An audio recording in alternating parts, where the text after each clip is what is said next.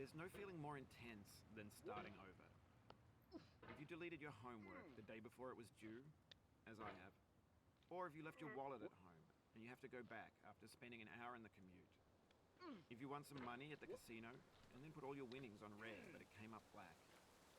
If you got your best shirt dry cleaned before a wedding and then immediately dropped food on it. If you won an argument with a friend and then later discovered that they just returned to their original view. Starting over is harder than starting up. If you're not ready for that, like if you've already had a bad day, then what you're about to go through might be too much. Feel free to go away and come back. I'll be here. Alright, thanks for coming with me on this trip. I'll understand if you have to take a break at any point. Just find a safe place to stop and quit the game. And don't worry, I'll save your progress, always, even your mistakes. This game is a homage to a free game that came out in 2002, titled Sexy Hiking. The author of that game was Jazuo, a mysterious Czech designer who was known at the time as the father of B games. And B games are rough assemblages of found objects. Designers slap them together very quickly and freely, and they're often too rough and unfriendly to gain much of a following. They're built more for the joy of building them than as polished products. In a certain way, Sexy Hiking is the perfect embodiment of a B game. It's built almost entirely out of found and recycled parts, and it's one of the most unusual and unfriendly games of its time. In it, your task is simply to drag yourself up a mountain with a hammer. And that act of climbing, in the digital world or in real life, has certain essential properties that give the game its flavor. No amount of forward progress is guaranteed. Some cliffs are too sheer or too slippery.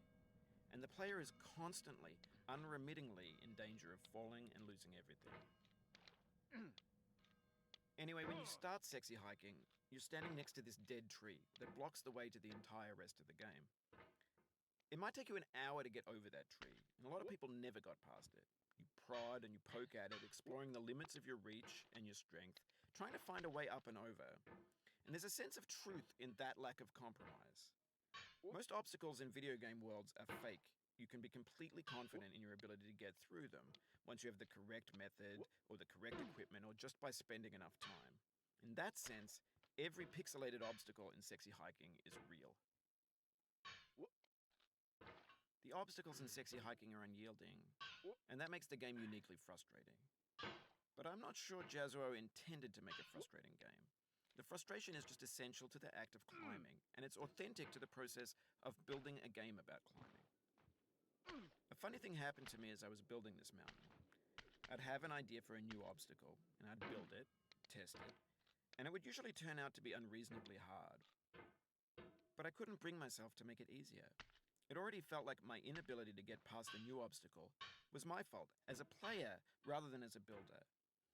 Imaginary mountains build themselves from our efforts to climb them, and it's our repeated attempts to reach the summit that turns those mountains into something real. When you're building a video game world, you're building with ideas, and that can be like working with quickset cement.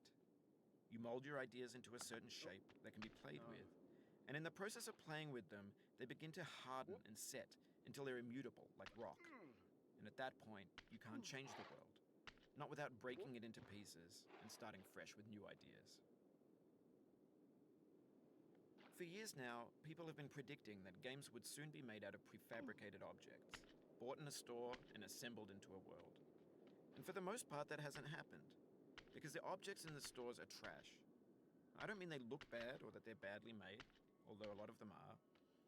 I mean they're trash in the way that food becomes trash as soon as you put it in the sink. Things are made to be consumed and used in a certain context, and once the moment is gone, they transform into garbage.